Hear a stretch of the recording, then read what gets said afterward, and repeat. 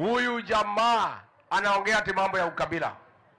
Kama kuna mkabila mkuu Kenya hii ni William Ruto, na anajifanya mjanja.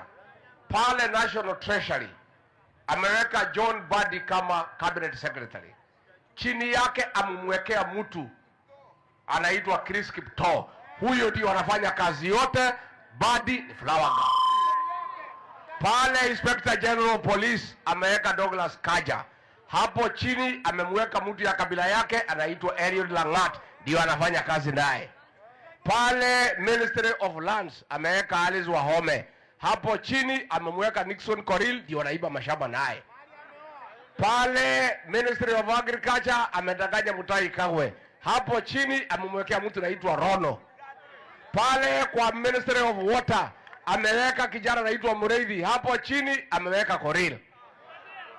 Ni mkabila si mkabila? Na huyu mtu anajifanya mjanja sana, na ndio mimi tulikosana na yeye kwa sababu alitaka kunichezea. Anaweka waziri hapo chini, anaweka kabila ya. Ukiangalia parastato zote za Kenya, kati ya 250 parastatos, CEO 92 ni kabila yake. Pale Central Bank ameweka Kamau Thuge, deputy yake ameweka Susan Koech. Hii mtu anajifanya ni mjanja sana, na anashinda hapa akiongea ukabila, hatutaki ukabila. Mkabila mkuu ndani ya Kenya kwa vitendo ni William Samoei. Ni mkabila si mkabila? Ni mkabila si mkabila? Yeye amechukua Wakenya wengine wafala.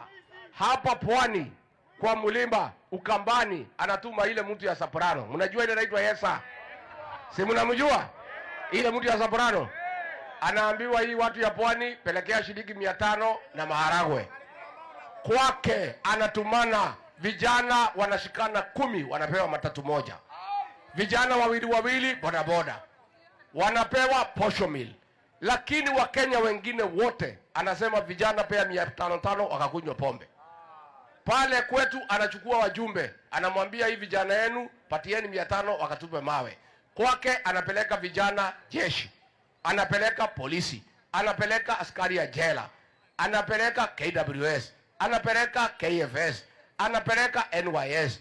Wale wamebaki anapeleka Australia na Japan wakafanya kazi. Ni mkabila si mkabila? This is the most tribal leader ever elected since independence. Na anajifanya, ukimwona kanisani pale akiiba,